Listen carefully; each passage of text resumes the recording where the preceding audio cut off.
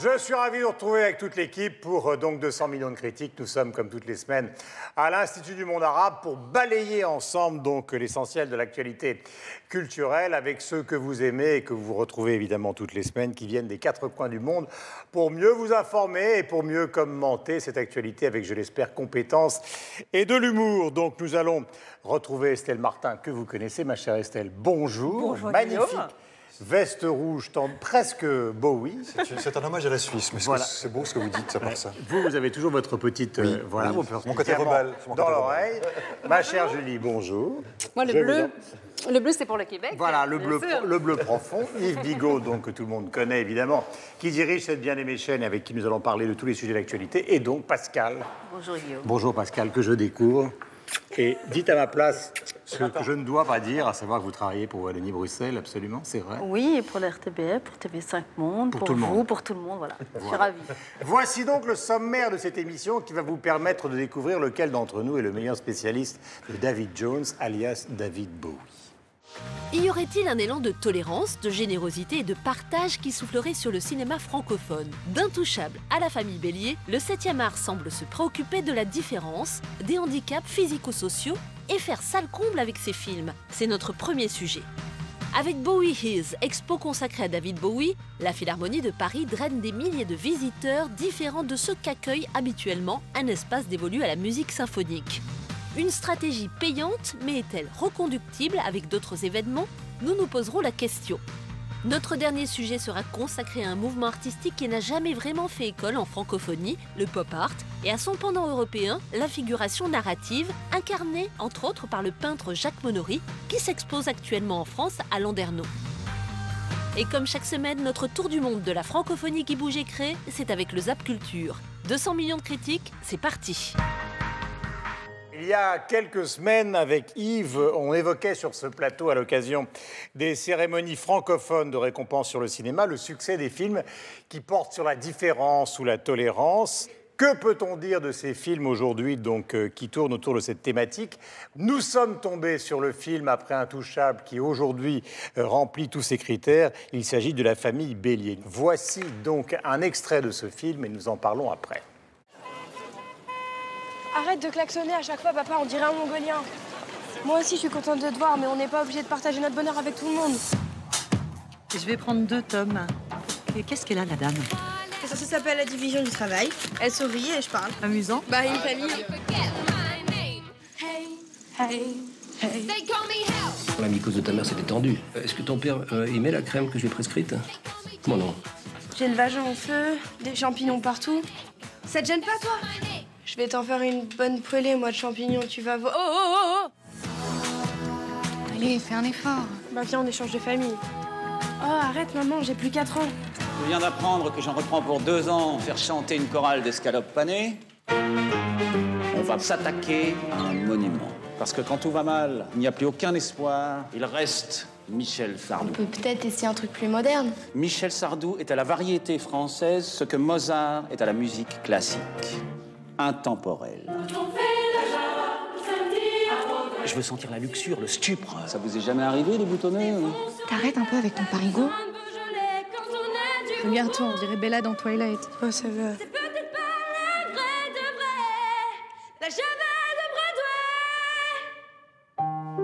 Vous avez un don. Ça vous dirait d'aller apprendre le chant à Paris? C'est l'école qui est à Paris.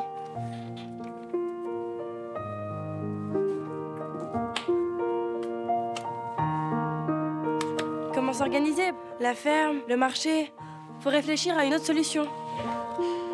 Je sais ce que ça représente. Putain, t'es ma meilleure amie et t'as un don. J'arrête.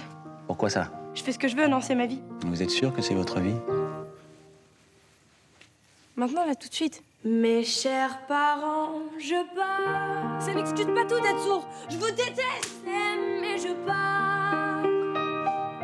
Vous n'aurez plus d'enfants. T'es pas une mauvaise mère, au contraire. T'es la mère dont tout le monde rêve. Je ne m'enfuis pas, je vole. Comprenez bien, je vole. Sans fumée, sans alcool. Je vole. Je vole.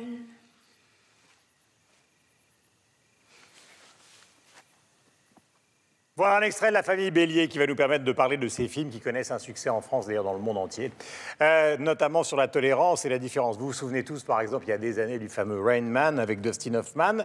On va commencer par Pascal, donc la nouvelle venue. Est-ce que tout ça participe d'une stratégie du cinéma ? Et en plus, le film montre que ceux qui sont handicapés, c'est pas ceux qu'on appelle handicapés, mais c'est un peu nous, en fait. Parce que ça, c'est pas faux, ça. Non, mais c'est vrai.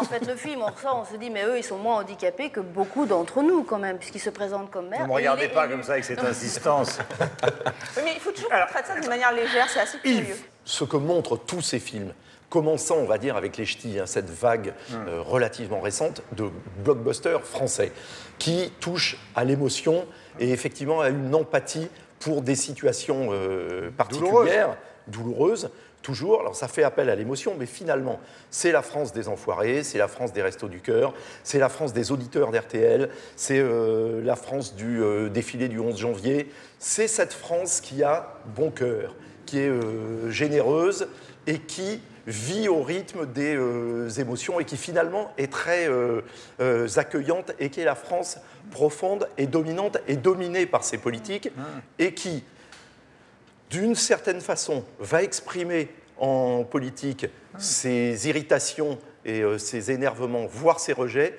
mais qui, dans le domaine de la culture au sens le plus large, ou au sens américain de la culture, c'est-à-dire l'expérience qu'on vit tous ensemble au même moment, dans un même lieu, adhère à ces valeurs de tolérance, d'empathie et de vivre ensemble. Et c'est là, sans doute, qu'est tout le paradoxe de la France d'aujourd'hui.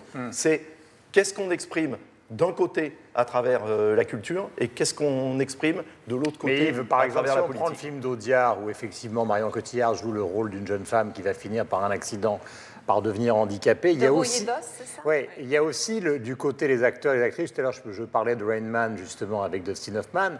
Ils sont très en demande, alors c'est atroce de dire ça, en demande de ce type de rôle qui leur permet finalement d'accéder à la performance. La jeune Loane, elle a, comme par hasard, en chantant du Michel Sardou à corps et à cri, elle a fini par obtenir au César récemment. Et elle sort un album qui est voilà, et elle vraiment, sort un album, donc on a besoin de ce... Comment peut-on dire? Cette surcharge d'émotions pour atteindre le très très grand public. Moi, je trouve qu'on se donne plutôt bonne conscience. Je suis d'accord parce que vous parlez d'empathie.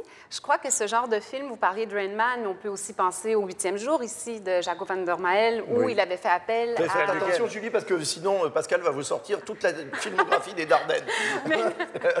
Mais on peut questionner le fait que je crois que ces genres de films font sortir de nous le meilleur, c'est-à-dire l'empathie. Donc, on sort de ces projections-là, on se sentant un peu meilleur parce qu'on a eu de bons sentiments, on s'est senti interpellé par la différence, justement. En même temps, on ne peut pas être contre la vertu, c'est important d'en parler, de ces réalités-là. Au Québec, phrase, ça. On ne peut pas être contre la vertu. Au Québec, il y a une réalisatrice qui a pris le pari, comme Jaco van der Mael, de faire appel à une actrice pour son film Gabrielle. C'est sorti en 2013, vous l'avez peut-être vu ici. Donc, cette actrice est vraiment atteinte du syndrome de Williams, qui s'exprime par une déficience et par un faciès un peu particulier. Et c'est extrêmement émouvant. Parce que je trouve que le film est plus subtil, par exemple, que La Famille Bélier. Où on a reproché que ça soit pas des... C'est une fable. Oui, pardon. On a reproché à la distribution de La Famille Bélier, les acteurs qui incarnent des malentendants, de ne pas être vraiment malentendants. Et ça aussi, on peut questionner ça. Dustin Hoffman dans Rain Man versus l'acteur dans Le 8e jour. Leonardo DiCaprio, qui a été, je crois, qui a été découvert massivement avec What's Eating Gilbert Grape, où il faisait un déficient extraordinaire.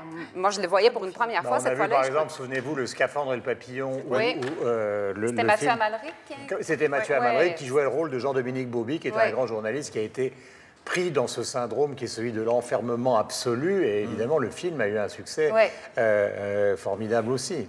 Moi, c'est pareil, c'est sur mes lèvres, je trouve, d'Audiard. Je préfère cette approche-là, où parce que là, c'est, comment s'appelle cette actrice Emmanuelle DeVos qui joue une sourde muette. Et je trouve que c'est moins caricatural et que c'est un vrai rôle. C'est pas une excuse ou un alibi, voilà. Je me répète, mais encore une fois, je crois qu'on n'est pas dans la même catégorie. Je crois vraiment que La Famille Bélier, c'est une fable, donc on a exagéré les traits. En revanche, il ne faut pas que ça devienne l'arbre qui cache la forêt. C'est-à-dire que finalement, on voit aujourd'hui dans l'évolution de la société en termes économiques et sociaux qu'on a plutôt tendance à avoir une société qui est de plus en plus clivée, avec des riches de plus en plus riches, des pauvres de plus en plus pauvres.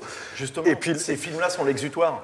Oui, non, ils sont confortables. Mais justement, par contre, on se donne simplement bonne conscience et on le voit dans la réalité quotidienne, que même si on participe de ces films, si on est heureux, si on est ému, si on pleure, si on ressort avec une excellente conscience, on se dit c'est super, on a envie de partager, on est en totale empathie avec ce qui se passe, dans les faits, ça ne se traduit pas par une meilleure intégration des différents, des divergents, tout ce que vous voulez. Non, mais Michel, ça devrait nous aider, à faire ça. Le cinéma n'est pas le ministère de la Famille et de la Santé. Non, mais en même temps, l'altruisme, ça se cultive et peut-être que c'est par des expériences comme ça que ça peut grandir un peu. Ça ne nous pas vraiment ces films, ça nous touche, ça nous émeut, alors on en sort. Moi, je trouve qu'on en sort avec bonne conscience, on a vu un film, mais c'est pas pour ça que j'ai pas vraiment. Donc elle préfère les films de guerre, comme ça au moins on sort. Je trouve qu'il y a des films, je vous répète, sur tes lèvres, ou Milk aux États-Unis, il y a des films qui sont plus militants. C'est vrai que ceux-là ne sont pas militants, c'est peut-être plus de la fable. Mais ça nous donne le sourire, c'est déjà ça. C'est vrai que c'est Non, moi je pense qu'aujourd'hui, les Français, les Belges, les Suisses vont pas voir ces films-là parce que c'est des films sur la différence. Ils vont voir ces films-là parce que c'est des films qui parlent d'eux. Moi, j'attends que les Français, les Suisses, les Belges, les Québécois aillent voir des films qui parlent vraiment de l'autre. Qu'ils aillent voir massivement Timbuktu qui parle des djihadistes, qu'ils aillent voir qu'Allah bénisse la France qui parle des musulmans français aujourd'hui qui sont en recherche d'identité et qui sont sans mauvaise comparaison, mais qui sont aujourd'hui dans la vraie différence, c'est-à-dire parce qu'ils le vivent comme ça et que nous on vit comme ça et que c'est la difficulté aujourd'hui de la société, c'est-à-dire que ne vendons pas ce qui n'est pas la réalité. Ils vont pas voir ces films-là parce qu'ils ont l'impression d'aller voir des films militants. Sur les sourds-muets. Non, ils vont voir La Famille Bélier parce que c'est une chouette petite histoire qui m'a fait énormément pleurer et qui a la raison d'exister, mais qui est un film sur eux, sur sur une petite famille qui s'en sort, dans le paysanne en plus, c'est hyper à la mode. C'est tout sauf un film sur la différence. Allons voir des films sur les musulmans, mais ça, Pascal, l'immigration, les djihadistes, ça c'est la vraie différence. C'est vrai, mais Pascal, et pour autant que Timbuktu est un film absolument formidable, les gens vont au cinéma non pas par militantisme, ils y vont pour passer un bon moment. C'est le cinéma, ça peut être de l'art, mais c'est surtout pour ceux qui vont au cinéma, ça peut être les deux. Du divertissement. Mais simplement, pour reprendre la question de est-ce que ces films ont un effet ensuite, c'est pas parce que Bienvenue chez les Ch'tis a été un succès pareil qui rend très sympathique les gens du Nord qui, comme on le sait, ont dans le cœur, etc. Le soleil qu'ils n'ont pas dehors, nous non plus d'ailleurs. J'ai dit que si tout à l'heure. Et comme c'est moi le chef, il fait un temps radieux. Magnifique, Guillaume. Surtout pour Julie, chez qui il fait beaucoup plus froid. C'est la Floride ici. Ça n'interdit pas qu'après les Ch'tis, on trouve des banderoles dans les stades pour accueillir les supporters du RC Lens, par exemple, qui les traitent de consanguins et de pédophiles. Donc, évidemment, il ne suffit pas que 20 millions de Français aillent voir Bienvenue chez les Ch'tis pour que ça règle une bonne fois pour toutes les problèmes de la société française. Ça, c'est sûr. Mais en même temps, c'est le même type d'empathie, d'ouverture, de générosité, de bonnes intentions, pas forcément suivies des faits, que celles qui sont exprimées à travers les Restos du Cœur, par exemple. Pascal a raison, on reste quand même entre nous, effectivement. C'est dans la famille Bélier, ok, ils sont sourds-muets, mais c'est quand même la bonne famille française, bien blanche, bien représentative. Oui, mais je vais vous raconter une petite... On ne peut pas s'excuser. On va pas s'en excuser. Mais on ne peut pas s'excuser de qui nous sommes. C'est logique. Ne disons pas que le cinéma sur la différence est en train d'exploser. C'est-à-dire, non, le cinéma sur nous, les blonds aux yeux bleus, explose comme il a toujours explosé parce qu'on s'intéresse à nous et on se regarde le nombril et on fait ça très bien. Mais le cinéma sur la différence, c'est pas ça. Julie conclut. Mais Pascal, je trouve intéressant que vous apportiez la différence culturelle, religieuse parmi les différences dont on parle, mais je me demande s'il n'y a pas une frontière, pour ne pas faire un mauvais jeu de mots, à tracer entre le cinéma engagé, donc un cinéma plutôt politique, et des différences qui sont des défis physiques qui concernent d'autres types de différences. Et à ce moment-là, peut-être en faisant une distinction, on sera un peu plus clément face à un film plus divertissant. Mais vous avez raison, il y a une cinématographie palestinienne, israélienne. Il y a des films vraiment qui sont porteurs de messages qui sont plus fondamentaux en ce moment, c'est vrai.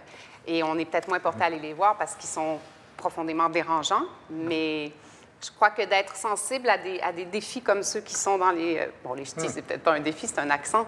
Je sais de quoi je parle.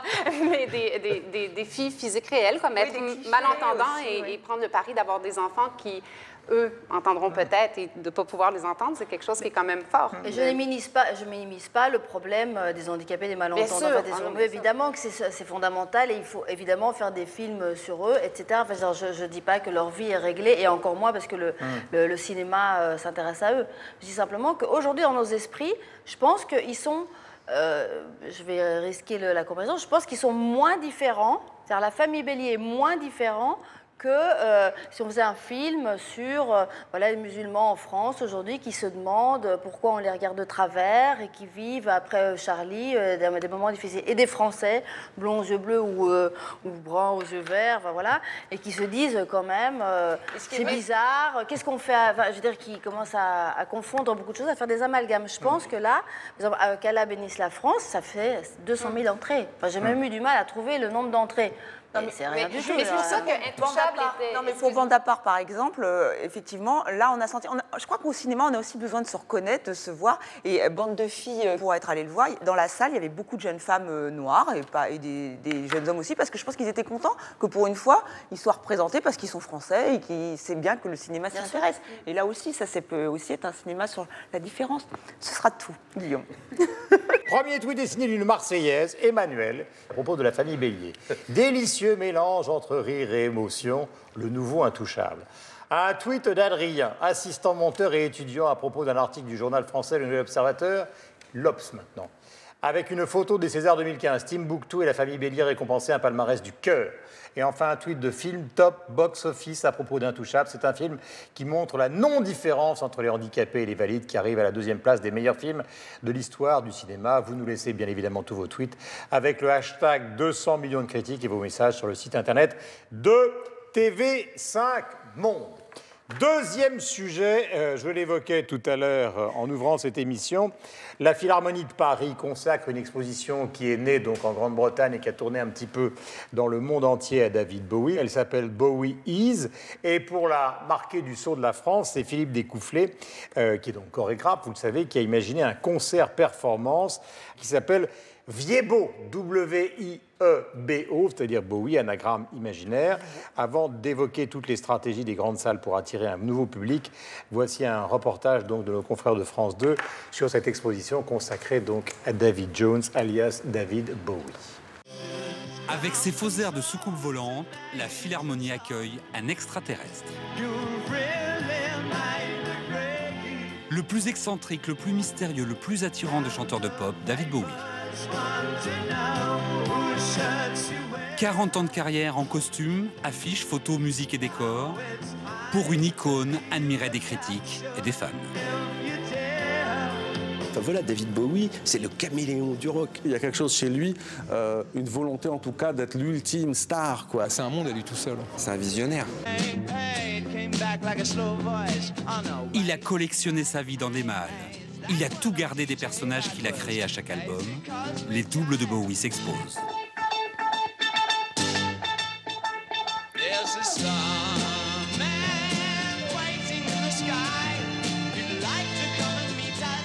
Et reviennent à la mémoire les années 60, 70 et 80.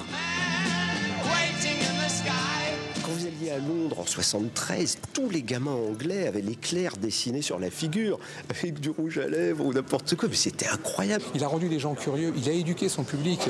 Le fait qu'il soit tout le temps en perpétuelle révolution lui-même, ça veut un peu dire qu'il m'aime me suivre. C'est pas un mec, une fois qu'il avait trouvé un filon, on en connaît plein dans l'histoire du rock, qui se sont cantonnés aux trucs qui marchaient, qui l'ont épuisé, puis après qui se barrent sur leur île déserte milliardaire. Lui, non.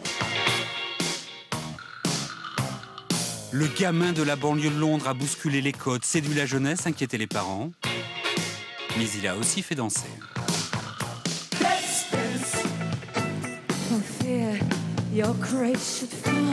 Il a inspiré à Philippe Découfflet un spectacle qui transforme l'expo en dance floor. Quand j'écoutais ces chansons, j'avais l'impression de voler. C'est vraiment un souvenir d'enfance que j'ai très fort lié à Bowie, c'est l'aérien. À Londres, l'expo a battu tous les records. À Paris, elle va vite afficher complet.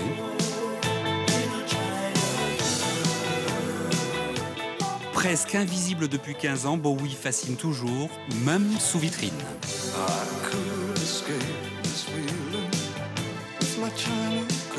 C'est la preuve que c'est devenu une sorte de légende absolue de la culture du XXe siècle. Bowie est là, il est là encore pour longtemps, et il sera là même après Bowie.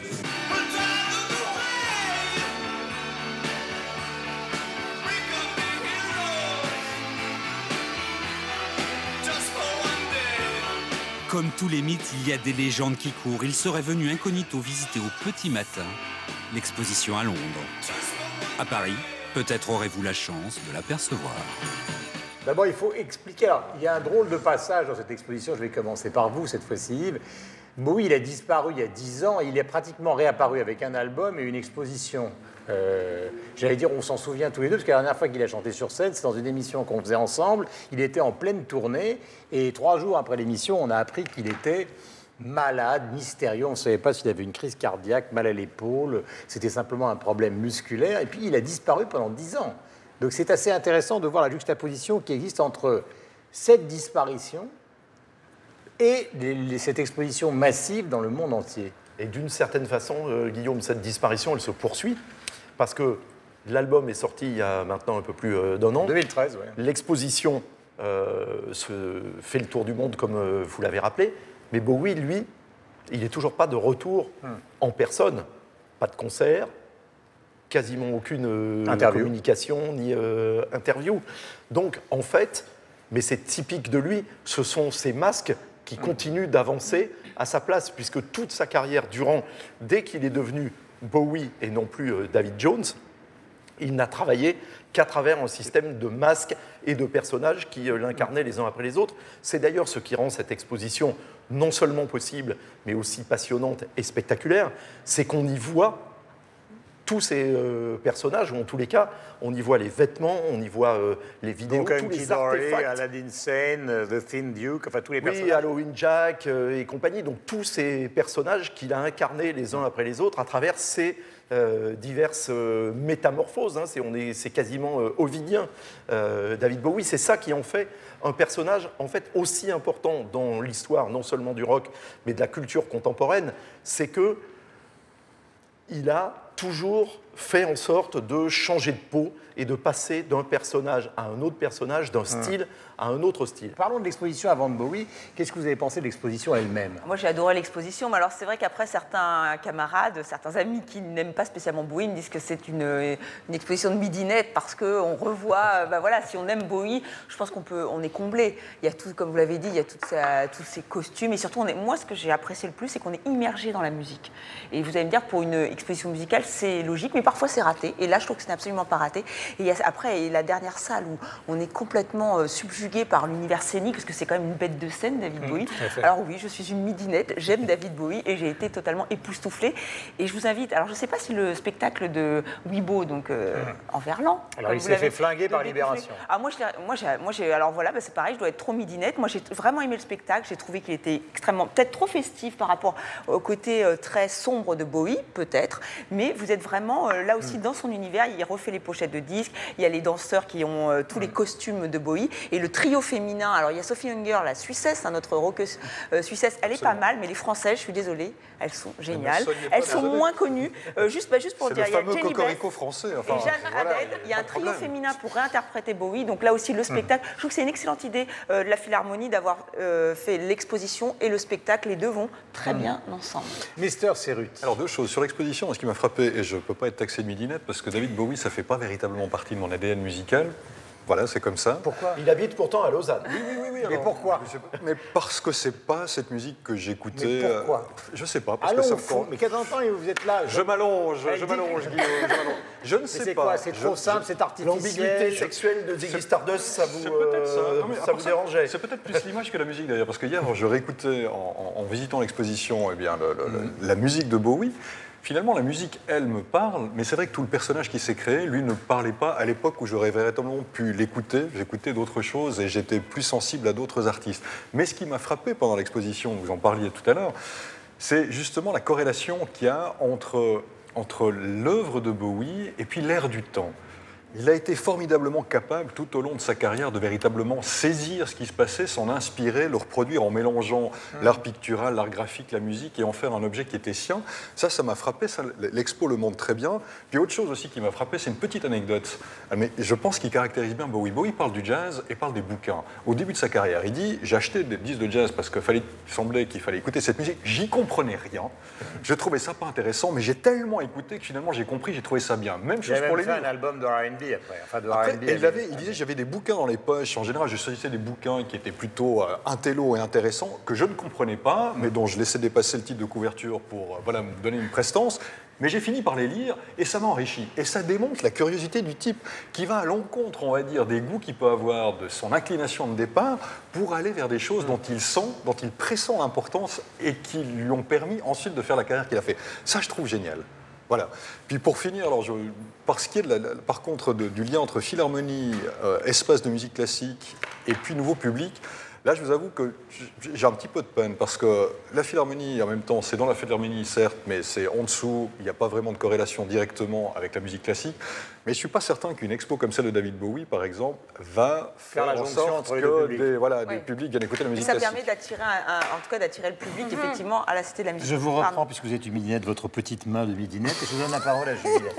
Alors, moi, je vais me transformer en Suisse parce que je me positionne entre Estelle et Michel. Le compromis québécois. J'étais pas une fan finie, moi, de David Bowie. Pourquoi? Dans ma jeunesse, quand j'étais jeune et folle. Maintenant, je ne suis que folle. Mais pourquoi? Pourquoi? Probablement à cause de ce qu'Yves disait. Tous ces masques me le rendaient un peu inaccessible. J'étais plutôt Dylan. C'est-à-dire quelqu'un qui est incarné en lui-même et qu'on redécouvre à travers des musiques qui changent peut-être. Mais David Bowie, j'avais l'impression de me frapper à une planche de plexiglas et à ne pas pouvoir vraiment toucher qui il était. Par contre, l'exposition, j'ai capoté. Ça, là, vraiment, parce que c'est... Vous savez qu'en France, cette expression est extrêmement ambiguë. Ah bon? C'est vrai, Mathieu. Mais enfin, allez-y, capotez. Je vous en prie, je mets mes lunettes. Allez-y, capotez. Parce que c'est immersif, comme le disait Estelle. On se retrouve un peu comme dans le film Being John Malkovich, dans sa tête, dans la façon qu'il avait de créer. J'ai l'impression parfois de précéder les tendances, d'être tellement un censeur, d'avoir des censeurs tellement sensibles, d'être tellement éveillés à précéder l'ère du temps, en fait. Et à créer quelque chose qui précédait non seulement des courants, qui allait devenir le glam rock, le pop, et ces personnages, vus comme ça, côte à côte, deviennent extrêmement charismatiques. Donc là où je trouvais que c'était quelque chose de froid, soudain, j'étais face à un artiste complet, brillant, très charismatique. C'est ce qui explique que peut-être ça va toucher un public différent, parce que ce n'est pas que du rock, Bowie. C'est aussi la volonté de transformer la culture. C'est par hasard, ça arrive dans les musées. C'est aussi la volonté de transformer la culture populaire en autre chose, peut-être en perdant le côté explosif, justement, que pouvait avoir le rock au départ. Regardez des gens comme Jay-Z, maintenant, ils vont faire des performances au MoMA. C'est un truc qui n'existait pas dans les années 60 avec les artistes classiques. Genre Elvis Presley n'aurait jamais eu l'idée d'aller faire quelque chose au Musée d'Art moderne de New York. Maintenant, on voit que tout ça est en train de glisser. En fait, les barrières tombent. On va consacrer, on consacre en ce moment une exposition à Björk, au MoMA. Et puis, pour revenir rapidement à Bowie, c'est qu'on réalise à quel point c'était un artiste total. Pascal et moi, on partage cet avis, elle vous en parlera sûrement, de l'acteur, l'immense acteur qu'il était. On voit des extraits de son incarnation de Elephant Man sur Broadway. C'est fabuleux. Il a joué Warhol au cinéma, il a joué dans le film d'Oshima, enfin, il a fait beaucoup de choses. Il peignait. Il y a des tableaux de lui qui peuvent rappeler Autodix. Il a fait un portrait de Iggy Pop. Il était super talentueux. Il est encore là. Il est encore là. Pascal, terminons avec vous. Dubitative ou pas? Je partage votre avis, c'est-à-dire que moi j'ai redécouvert, donc moi je suis une fan, j'ai évidemment beaucoup dansé sur Let's Dance et sur les tubes de Bowie, enfin moi ça fait partie de... China Girl. Voilà, évidemment. Alors l'exposition, ça m'a permis de découvrir d'autres facettes de David Bowie que je ne connaissais pas, tu l'as dit, le peintre, je n'avais jamais vu ça, comédien, acteur aussi, j'avais oublié, dans Furio, extraordinaire. Yoshi Sakamoto. Oui, et alors... L'homme qui tombait du ciel, surtout. Voilà. Terminons sur le décloisonnement. Oui, c'est-à-dire le fait qu'on voit de plus en plus de ces grandes expositions maintenant où il y a autour d'un personnage ou autour d'une thématique de la peinture, de la vidéo, des concerts. C'est-à-dire que c'est plus exactement les expositions comme on les connaissait avant. Julie. Moi, Michel, je vous adore, mais je vais être obligée d'être en désaccord avec vous sur le fait que différents genres forcent la porte d'institutions. Moi, je trouve ça super que Bowie se retrouve... Je suis déçu. Les Suisses sont conservateurs. Et sensibles. Mais Bowie, à la Philharmonie, moi, je trouve ça vraiment intéressant. Comme le Musée des Beaux-Arts à Montréal, par exemple, a ouvert ses portes à une exposition sur Hitchcock, sur Jean-Paul Gaultier, qui va prendre l'affiche ici bientôt, je crois, qui a été mis en scène. Cette expo a été mise en scène par Denis Marleau, qui est un homme de théâtre, et les vêtements de Jean-Paul Gaultier sont mis sur des mannequins où des visages d'acteurs ont été superposés. Donc, ça donne une galerie de personnages un peu inquiétante. C'est dans les murs de notre Musée des Beaux-Arts national. Et ce décloisonnement-là, je crois, amène une clientèle dans les musées qui, éventuellement, vont être curieux d'autres choses. Puis, à Montréal, à la Maison symphonique, on invite de plus en plus des chanteurs populaires, ou Pierre Lapointe s'est prêté à l'exercice, ou même un groupe techno qui s'appelle Mystère Valère, à se produire dans des arrangements symphoniques. Et ça amène un public qui n'a peut-être jamais eu la chance d'entendre ça et qui ira peut-être ensuite écouter Bach, Beethoven, parce que c'est une expérience tellement puissante d'entendre ce genre de formation. Pour finir cette discussion, donc voici les tweets. Le premier tweet est posté par le site de l'hebdomadaire français Télérama, fan de Bowie, qui nous montre un aperçu en images des trésors de l'exposition. Un tweet du site de France Télévisions Culture Box qui publie un article à propos du chorégraphe Philippe Descoufflé. Et pour terminer, donc un tweet de Mathieu Écoiffier, journaliste politique au quotidien français Libération, pour qui Descoufflé massacre Bowie à la Philharmonie. Et je cite, oscille entre le grand cabaret et la France a un incroyable talent. Voilà donc pour Libération. C'est rude. Nous allons donc retrouver tous nos camarades dans un instant, mais c'est le moment tant attendu du Zap Culture, présenté et proposé surtout par Aurore Marty et Estelle Martin. L'eau est devenue son milieu naturel. L'apnée, presque une manière de vivre. Et c'est sous l'eau que Fred Boyle nous invite à découvrir ces face-à-face étonnants, comme ses rencontres avec des requins, moment unique où l'homme et l'animal s'observent dans le calme de la mer. C'est une situation tellement différente que ce qu'on a l'habitude de faire, c'est-à-dire dans un théâtre où il y a la frontalité. Ici, c'est vraiment un espace liquide, donc ça change tout le temps.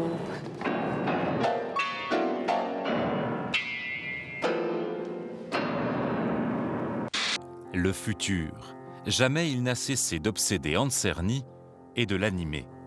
Normal pour un artiste dont l'œuvre tout entière est régie par le mouvement et le progrès. De la peinture à la gravure, le Lucernois a créé sans relâche durant plus de 80 ans, façonnant un style qui doit autant à Cocteau qu'à Picasso. Curieusement, Diego Velázquez, grand maître espagnol du XVIIe siècle, est quasiment absent des musées français. Et il a fallu beaucoup d'énergie à ce conservateur du Louvre pour faire venir à Paris 64 chefs-d'œuvre du monde entier. Cette petite galerie d'art de Bromont ressemble à beaucoup d'autres au Québec. Pourtant, chaque année, elle vend des centaines d'œuvres d'art à l'étranger. Quand on va à l'extérieur, on se fait voir, on a un feedback différent des gens là-bas. Il y a une rencontre qui se fait avec le public, puis on fait plus de ventes. C'est formidable. Il a marqué la publicité des années 70 et 80. Christian Coigny, 50 ans de carrière, un genre classique, hors du temps. Connue pour son art des broderies, la Maison Lanvin a employé jusqu'à 1000 ouvrières dans ses ateliers haute couture. La haute couture, c'est d'abord un style à 2 pas ou à distance de la mode. Ce sont des vêtements qui sont très légers, qui sont très flous, qui ne pèsent rien. Il y a un vocabulaire très étendu dans ce que l'on peut faire en haute couture que la machine ne permet pas. Plus de 40 millions de documents en tout genre, précieusement conservés. 200 000 mètres carrés, l'une des plus grandes bibliothèques au monde. Il faut qu'on se réintéresse à la lecture. Ça ne fera pas de nous des Einstein, mais au moins ça va nous ouvrir un peu l'esprit. Oui, madame. Allez tout de suite chercher la viande des chiens. Apportez-moi une aiguille. Apportez-moi du fil. Léa Seydoux joue une femme de chambre au début du XXe siècle, soumise au bon vouloir de ses maîtres. Bon, apportez-moi des ciseaux. Et dépêchez-vous. Une servante en haillons. Voilà ce que tu es et ce que tu resteras. Cendrella. La Souillon. Cendrillon, voilà comme nous t'appellerons. Et on a toutes, hélas, et parfois tous, une Belle au bois dormant dans la tête. Les filles sont beaucoup élevées comme ça, à attendre qu'un homme vienne les sauver, les aimer. Des contes et fables pour les enfants, aux belles heures de notre histoire. En passant par des figures religieuses, l'image d'Épinal, ancêtre de la bande dessinée, a plus de 2 siècles. Nous allons parler maintenant du pop art en Europe, et non pas simplement aux États-Unis, le célèbre pop art qu'on a évoqué tout à l'heure avec Andy Warhol et qui est évidemment le mouvement le plus célèbre dans le monde, car il y a eu un équivalent en Europe qui portait un nom un peu différent en France, qui s'appelait la figuration narrative. Le peintre français Jacques Monnery, qui est l'un des ténors de ce mouvement, fait actuellement l'objet d'une grande rétrospective à la Fondation Hélène et Édouard Leclerc de Landerneau, donc en Bretagne, et TV5 Monde a eu la chance de pouvoir visiter avec beaucoup de plaisir cette exposition que vous allez pouvoir partager avec nous grâce à ces images. Nous essaierons ensuite de comprendre pourquoi la figuration narrative européenne, dérivée du pop art, on verra qui a commencé, n'a jamais eu évidemment l'ampleur et l'influence mondiale du courant américain. Mais partons pour la Bretagne.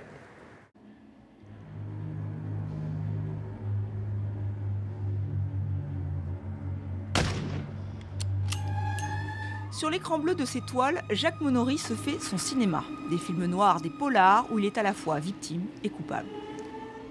Il y a quelqu'un qui tire, c'est lui qui tire sur lui. Et donc, il y va à fond, c'est-à-dire qu'il y a la douleur, il y a la mise en scène, c'est glauque, et en même temps, par la suite, il se relève et il s'en va. Nous sommes en 1968, sa femme vient de le quitter, une réalité qui vire au bleu, le bleu de la nuit américaine, inventé par le cinéma hollywoodien. Ce sont des scènes du cinéma américain des années 60, 70. Et lui, il s'est approprié cela pour dire en fait ses propres fêlures, ses propres tensions. Jacques Monnery le dit lui-même, il est un peintre cinéaste, plus inspiré par Orson Welles que Véronèse.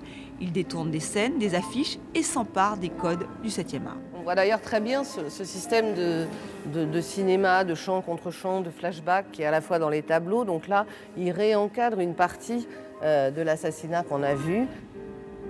Quant au spectateur, il n'en sort pas toujours indemne. Il devient partie prenante de l'œuvre quand son reflet est pris dans les miroirs. Il s'amuse aussi des clins d'œil répétés à des films devenus des classiques. Là, on est King Kong, ça parle absolument à tout le monde, donc c'est ça qui est très important. C'est très subtil, c'est une œuvre extrêmement travaillée, extrêmement complexe. C'est vraiment un artiste totalement étonnant et en même temps très très abordable pour tout un chacun parce que ça ramène à des tas d'univers qu'on connaît, quoi. C'est une petite Madeleine. Même s'il s'est essayé à la caméra, Jacques Monnery a toujours préféré la solitude de son atelier à Cachan. C'est là qu'il a vu débarquer un certain Jean-Jacques Benex. Le réalisateur français lui a avoué que son film Diva lui avait été inspiré par ses opéras glacés. Quel plus beau compliment pour notre peintre cinéaste. Alors, question, il y a actuellement par exemple une grande rétrospective à Beaubourg d'Hervé Télémaque qui appartient justement lui aussi comme peintre haïtien à cette même école de la figuration narrative. Pourquoi ces gens-là qui ont beaucoup de talent sont beaucoup moins connus que Warhol, Wesselmann, Rosenquist, Lichtenstein, Rauschenberg et les autres? Yves. C'est très facile à le dire, Guillaume. D'un côté pop art, de l'autre figuration narrative. Tout est dit. Hein. C'est pas vendeur. Qu'est-ce qui vous fait rêver? C'est le pop art. Et pourquoi le pop art a une telle pénétration dans la culture au sens le plus large? C'est qu'il partage avec le rock que c'est avant tout une attitude. Plus encore qu'une expression qu'elle est aussi, c'est un regard sur la société. Et la différence fondamentale entre le pop art américain et britannique, Peter Blake, Richard Hamilton, etc., et le continental ou le français et Jacques Monnery et ce mouvement, c'est que les Américains ont une attitude double par rapport à ce qu'est le pop art, c'est-à-dire, grosso modo, une sérialisation et un isolement d'éléments du marché, de la culture, de la consommation, qui sont transformés en œuvres d'art. Bon, alors l'exemple le plus connu, c'est évidemment les boîtes de soupe Campbell d'Andy Warhol. Les bandes dessinées de Roy Lichtenstein. Bien sûr, mais les Américains, ils ont cette attitude qui consiste à la fois à critiquer la société de consommation qu'ils ont d'une certaine façon inventée, tout en la célébrant et en profitant d'une certaine façon, alors que le mouvement français ou continental est beaucoup plus un mouvement politique, militant et exclusivement critique. Donc l'impact des images est moins fort. Évidemment. Et puis regardez, Warhol, immédiatement, qu'est-ce qu'il fait? Il se lie tout de suite au Velvet Underground, à Lou Reed. Bowie vient se greffer dessus, et d'un seul coup, le pop art, qui est un mouvement déjà fort en lui-même, il se lie au mouvement du rock. Peter Blake en Angleterre, c'est lui qui fait la pochette de Sgt. Pepper's Lonely Hearts Club Band, l'album des Beatles, peut-être l'album le plus connu de tous les temps. Donc on voit bien que la contemporanéité du pop art anglo-saxon, elle est très très forte, là où, en France ou en Europe continentale, on reste exclusivement dans le monde intellectuel de l'art et du militantisme. Pardonnez-moi, mais est-ce que c'est pas simplement la culture américaine pousse plus fort que les autres? Parce que vous l'avez dit de vous-même. On peut le dire comme ça. Qui a inventé le pop art? Pas du tout les Américains, mais les Anglais. Vous parliez de Richard Hamilton, il est l'inventeur historique du pop art. Il a une très belle définition d'ailleurs: populaire, éphémère, jetable, bon marché, produit en masse, spirituel, sexy, plein d'astuces fascinants et qui rapporte gros. Ça, je trouve que c'est une très belle définition du pop art.